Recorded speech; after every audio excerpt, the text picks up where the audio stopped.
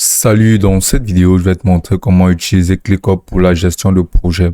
Alors, c'est une très bonne plateforme qui te permettra de pouvoir tout remplacer, tel que le fait d'avoir des applications pour les médias sociaux, des applications pour gérer tes projets, des applications comme tableau de bord, les applications pour intégrer des intelligences artificielles. Basiquement, la plateforme de ClickUp te permettra de pouvoir absolument tout mélanger en une seule plateforme. Ainsi, ce sera beaucoup plus facile pour toi de pouvoir gérer tout ceci. Donc, sans plus tarder, là, sur la plateforme de ClickUp, tout d'abord, on va devoir créer un compte. Et pour ce faire, on va tout simplement venir cliquer là sur se connecter au départ, tout en haut à droite.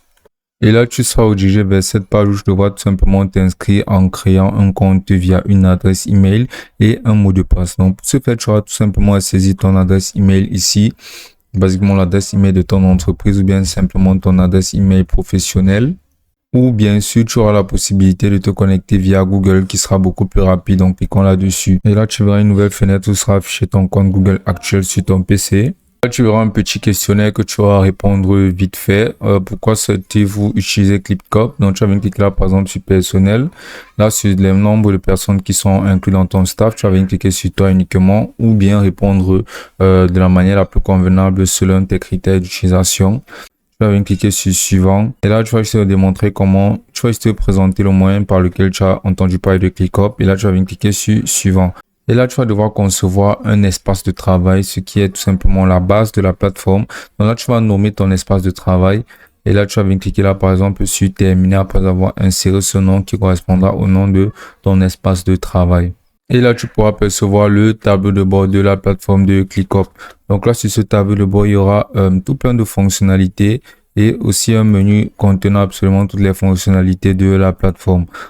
Donc là, sur la page d'accueil de ta plateforme, quand tu seras connecté à ton compte, tu pourras percevoir comme ces petits widgets-ci qui contiendront basiquement des raccourcis sur certaines choses que tu auras fait pour pouvoir bien te lancer sur la plateforme de ClickUp. Donc, la première chose qu'on pourra percevoir basiquement sera les activités récentes, c'est-à-dire toutes les activités récentes que tu auras eu à entreprendre sur la plateforme. Là, tu peux aussi apercevoir un agenda et sinon, tu pourras apercevoir là tes travaux, c'est-à-dire tes tâches ou tes rappels, là tes commentaires à signer et plein d'autres widgets très pratiques pour nous permettre de nous lancer directement sur la plateforme. Donc, ensuite, on pourra apercevoir là ce menu tout à gauche ici où on pourra apercevoir tout plein de fonctionnalités telles que la boîte de réception, les documents, nos tables de bord, les clips et encore plus. Mais sinon, juste en bas, on pourra apercevoir la zone d'espace qui sera une des zones principales à utiliser sur la plateforme. Donc là, on sera sur notre espace de travail qui aura été configuré là. Comme tu peux voir aussi notre espace de travail. On pourra y gérer les utilisateurs. On pourra avoir accès aux paramètres. On pourra mettre à niveau notre souscription. On pourra utiliser des applications. Sinon, on pourra toujours créer un nouvel environnement de travail en cliquant là sur le plus. Et basiquement, les environnements de travail, c'est-à-dire les espaces de travaux correspondant tout simplement à de grands encadrements où seront reliés absolument tout ce qu'on aura à concevoir. Par exemple, si tu souhaites faire un espace de travail pour toute une entreprise ou bien pour toute une structure en entier, tu devras par exemple concevoir un espace de travail personnel pour celui-ci. Donc par exemple, si tu souhaites concevoir un espace de travail pour un projet ou une entreprise bien définie ou bien une de tes structures, basiquement, tu auras juste à venir entrer là le nom de la structure, comme par exemple on pourra entrer là IKEA et là on aura juste à venir cliquer sur suivant. Donc ensuite, tu pourras sélectionner une image qui correspondra à l'image de couverture de ton espace de travail. Puis tu vas venir cliquer là sur « Je suis satisfait jusqu'à présent ». Et là, tu vas venir apercevoir avec combien de personnes vas-tu travailler. Si tu vas travailler sur cet espace de travail seul, tu vas juste entrer là moi uniquement. Mais sinon, si tu penses avoir des collaborateurs, tu vas indiquer le nombre approximatif que tu penses avoir. Et là, tu pourras percevoir, utilisez-vous l'un de ces outils pour la gestion de projet. Tu pourras percevoir d'autres outils similaires tels que les plateformes de Asana, Basecamp, Trello, Monday.com, qui sont toutes de très bonnes plateformes. Mais si tu n'utilises aucune d'entre elles présentement, tu auras juste à venir cliquer là sur non merci. Et là, tu vas percevoir là, voilà, maintenant elle est changée. Et là, tu vas venir cliquer là sur jouer avec ClickUp. Et là, ça prendra un instant pour confirmer la création de ce nouvel espace de travail là. Et une fois celui-ci configuré, tu seras redirigé directement sur ton tableau de bord. Et donc là, on pourra se lancer dans l'utilisation des outils disponibles sur la plateforme. Donc tout d'abord, on pourra apercevoir cet endroit-là. On pourra apercevoir là sur ce menu, cette icône-là de espace, qui est space là tout en bas. Donc on pourra venir créer des espaces en cliquant là sur créer un espace. Des espaces sont vraiment très utiles. Et là, ces espaces basiquement représentent des équipes, des services ou des groupes, chacun ayant ses propres listes, ses propres flux de travaux et leurs paramètres. Donc, par exemple, on va entrer là le nom de notre espace qui sera par exemple ressources humaines. Et là, on va venir entrer là une description de notre espace. On peut entrer quelque chose tel que regroupe toutes les attributions chargées de la gestion des ressources humaines. Et là, on pourra la rendre privée, mais sinon, on pourra toujours la maintenir publique. Ainsi, nos collaborateurs et nos contacts pourront eux aussi y avoir accès. Donc, on va venir cliquer là sur continuer. Et là, tu pourras définir ton flux de travail comme par exemple néophyte, si c'est que tu souhaites mener des campagnes de marketing, si tu souhaites gérer des projets, et là, si tu souhaites gérer des cycles de vie de produits et ingénierie. Donc, on va venir cliquer là sur gestion de projet car basiquement, on souhaite utiliser cette plateforme pour cela. Puis là, on va défiler là et on pourra percevoir là qu'on aura les fonctionnalités qu'on pourra personnaliser ces quelques valeurs là pour la gestion de projet sur la plateforme. Donc, on va directement cliquer là sur créer un espace. Et là, notre espace sera créé. On peut apercevoir comment sera présenté notre premier espace sur la plateforme. Et là, on pourra se lancer directement dans la conception de listes qui permettra de pouvoir décomposer le travail en listes de tâches. Donc, on va venir cliquer là tout simplement là sur nouvelle liste. Et là, on va venir entrer là le nom de la liste. Donc là, on va pouvoir entrer là la première attribution de notre liste qui sera par exemple la gestion du personnel. Et là, on va venir cliquer là sur créer une liste. Et là, on pourra apercevoir directement les champs. Et sur les champs, on pourra apercevoir les noms de tâches. On pourra apercevoir que tout d'abord, cette liste-là sera représentée soit en liste, là, comme on peut le voir actuellement, comme c'est listé. Ou bien ce sera listé en tableau, là, comme tu peux voir. Si tu viens cliquer sur tableau tout en haut, ce sera plutôt listé en tableau. Là, on pourra apercevoir toutes nos tâches qui auront été listées, qui auraient pu être listées sur le format liste, mais en format tableau. Là, on pourra aussi apercevoir la section de calendrier. On pourra apercevoir comme un calendrier, on pourra y ajouter directement des fonctionnalités ou bien des activités ou bien tout simplement des tâches. On pourra apercevoir les statistiques et plusieurs données d'analytics sur les membres de notre équipe de travailleurs. Mais là, on pourra toujours venir cliquer là sur le plus au niveau des vues pour pouvoir ajouter une autre vue qui représentera basiquement autre chose. Donc, on va venir cliquer là sur la liste. Et là, sur la liste, on va commencer directement à ajouter des tâches. Donc, les tâches sont basiquement ce dont on voudra organiser ou bien ce qu'on voudra assigner à notre personnel, basiquement qui joue le rôle principal qu'on aura défini sur le nom de notre liste. Donc là, pour exemple, le nom de notre liste, c'est gestion du personnel. Donc, basiquement, on pourra assigner des tâches qui seront liées à la gestion du personnel. Par exemple, on va cliquer là sur ajouter tâche. Et là, on pourra directement apercevoir cette section si on pourra ajouter une tâche. Donc, on va venir donner là le nom de la tâche en question. Donc, ce sera par exemple recensement de présence journalière. Et là, on pourra y ajouter directement une description en cliquant là-dessus. Une description qui vous pourra contenir, par exemple, le procédé à tenir pour pouvoir effectuer la tâche en elle-même, comme des prérequis ou bien tout simplement des directives sur comment effectuer la tâche en elle-même. Là, on peut aussi insérer là une date d'échéance, mais pour cette tâche de recensement de présence journalière, ce sera quelque chose qui se fait de manière récurrente. Donc, ce serait pas une date d'échéance qu'on voudra utiliser. Là, on va plutôt venir cliquer là sur définir la récurrence. Et là, sur définir la récurrence, on pourra venir sélectionner la répéter ou on pourra apercevoir là chaque semaine. On va venir cliquer là plutôt sur chaque jour. Et là, on va venir sélectionner là, on pourra apercevoir à la fermeture. Une fois terminé, à la date prévue, on va cliquer là sur à la fermeture. Et là, on pourra apercevoir ignorer les week-ends, créer une nouvelle tâche ou bien répéter à l'infini. Donc, on va maintenir là sur répéter à l'infini. Et on va venir cliquer là sur, par exemple, dès le 28. On aura juste à venir cliquer là sur le 28 et là, on aura juste à venir cliquer sur enregistrer. Donc, ce recensement sera prévu pour tous les jours à partir du 28. Là, on pourra y assigner une priorité en cliquant là sur priorité.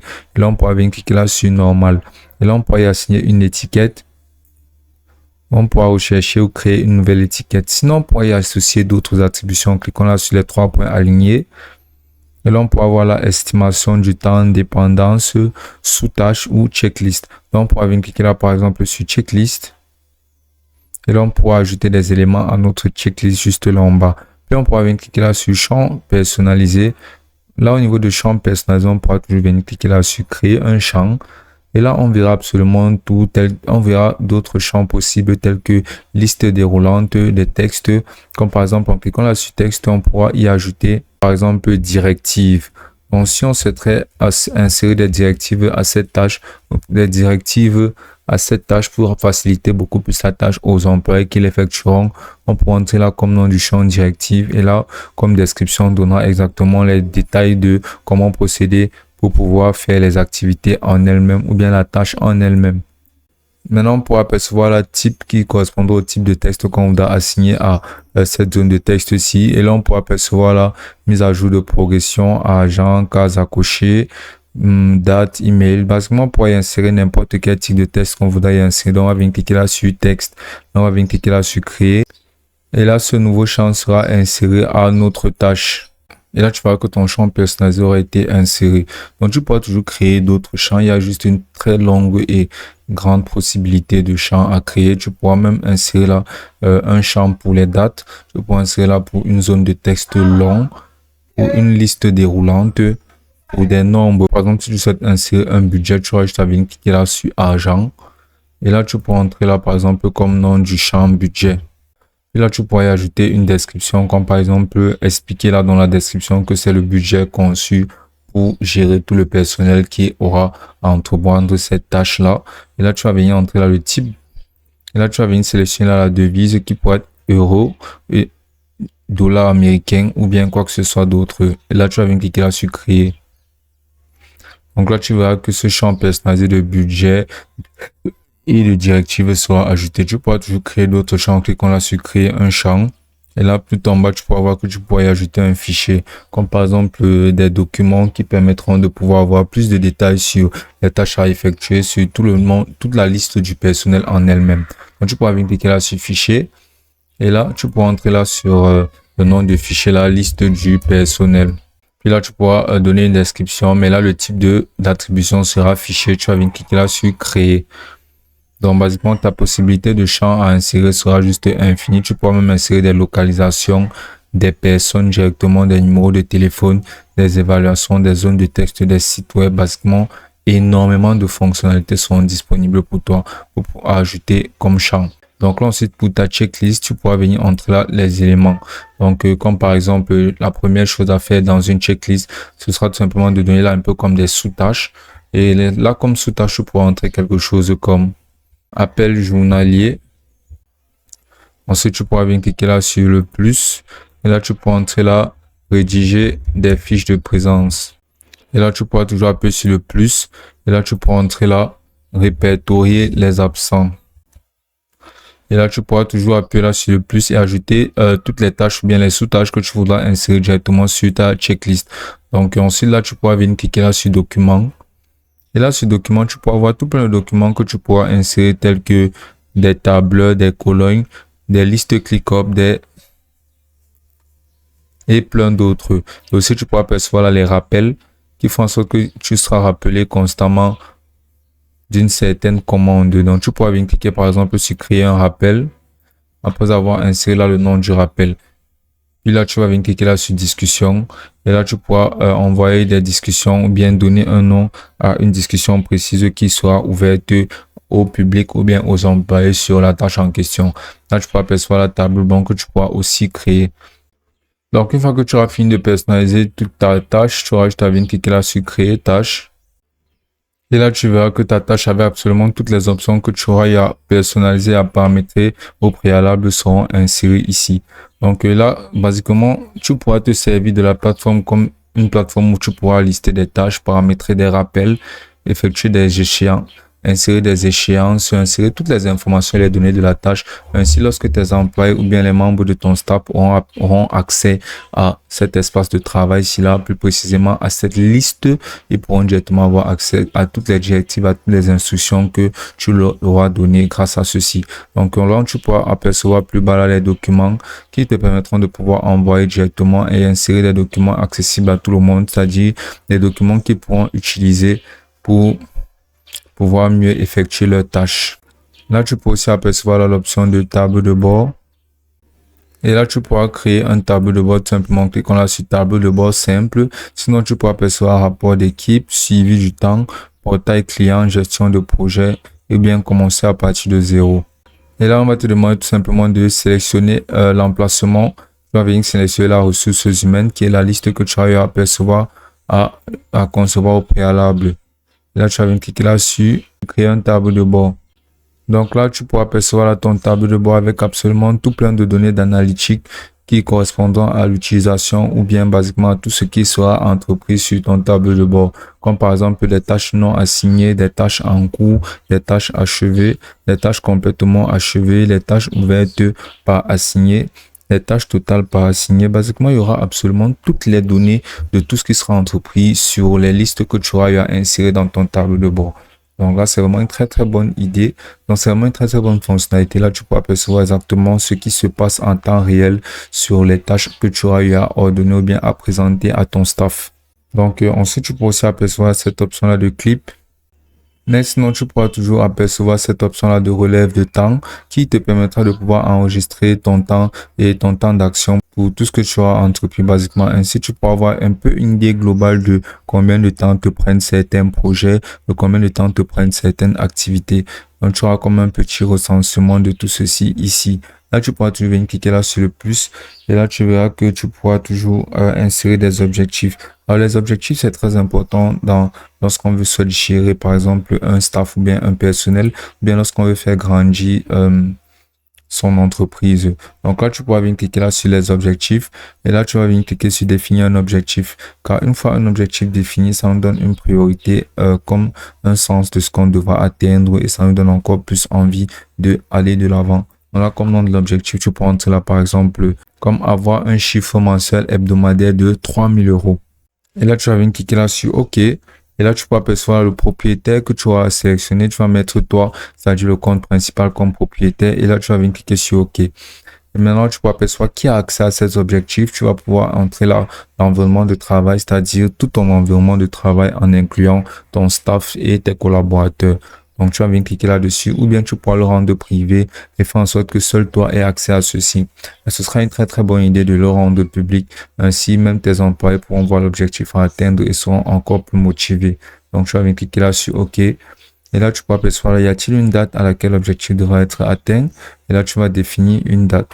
Donc, tu pourras définir la date sous 1 mois, 2 mois, ou bien basiquement tout ce que tu voudras, comme par exemple dans 4 semaines. Et la date sera automatiquement insérée, puis tu vas venir cliquer là sur OK. Et là, tu pourras donner une brève description de ce que tu souhaites et comment on est censé s'y prendre pour pouvoir arriver à cela. Donc, tu montres ta description et là, tu vas venir tout simplement cliquer sur OK. Et là, à nouveau sur OK. Donc là, ton objectif sera inséré et tu pourras apercevoir là cette marge de progression qui avancera au fur et à mesure que tu avanceras dans ton projet. Donc, tu pourras venir cliquer là sur créer une cible pour que ce soit mesurable. Comme nom de la cible, tu vas entrer là, par exemple, le chiffre d'affaires. Et ensuite, tu vas venir cliquer sur OK. Et là, le propriétaire, tu vas sélectionner le compte principal. Et là, le type de cible, tu peux entrer là, par exemple, devise, comme choisir la monnaie. Vu qu'on parle d'un objectif monétaire, donc tu vas venir cliquer là sur ta devise. Ensuite, tu vas entrer là le montant ciblé qui était de 3000 $ ou euros. Et là, tu vas entrer là ton début qui est à 0, puis tu vas venir cliquer là sur OK. Donc là, tu auras juste à recenser ton évolution de ce chiffre-ci pour que ton objectif soit suivi en temps réel. Donc, basiquement, c'est une très bonne plateforme qui te permettra de pouvoir aisément gérer ton personnel et tes projets. Et ce sera aussi simple que ça.